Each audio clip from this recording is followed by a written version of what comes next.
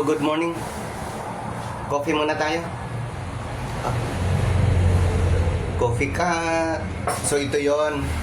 Punta tayo doon sa mga didishit na mga 80-80 na mga loyalist ng Duterte na kung saan-saan lang sila makakita at makakarinig, naniniwala agad. Diyos ko, my God. Kayo, malalaki ang pinag-aralan ninyo. Bakit hindi kayo mag-research sa government website para malaman nyo kung ano ang totoo?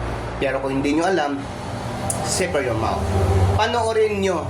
Ito ang pinakawahad na explanation ng ating kababayan. Ito panoorin nyo. Sabi ng mga DDS, grabe daw ang korupsyon sa administrasyon ni Marcos. Pero nakalimutan ata nila ang korupsyon sa panahon ng tatay nila. Dito tayo sa part 2 ng Duterte Squad. Marami sa mga tropa ni dating Pangulong Duterte ang wanted at nakasuhan dahil sa issue ng korupsyon at iligal na aktibidad. Heto ang ilan sa kanila. Nandyan si Nicanor Faeldon, dating hepe ng Customs. Si Nicanor Faeldon naman, dating hepe ng Bureau of Customs, ay nasangkot sa kontrobersya dahil sa pagpasok ng 6.4 bilyong halaga ng shabu noong 2017.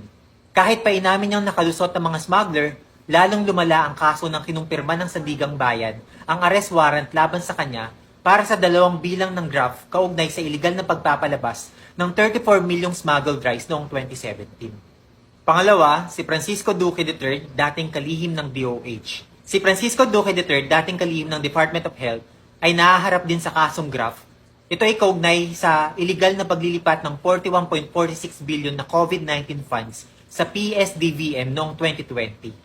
Natuklasan ng Ombudsman na may probable cause laban kay Duque at sa iba pa sa kasong grave misconduct at conduct prejudicial to the best interest of the service. Pangatlo, si Harry Roque, dating presidential spokesperson.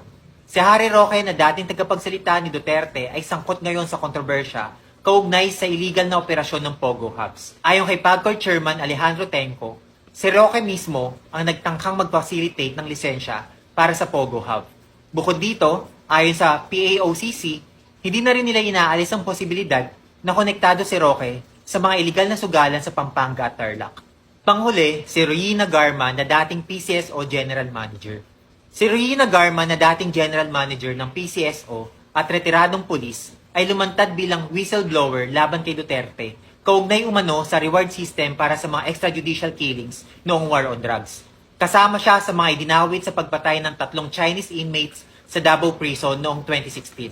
At noong November 2024, kinumpirma ng kanyang abogado na nasa kustodiya na siya ng US authorities sa California at nag-apply na rin siya ng asylum.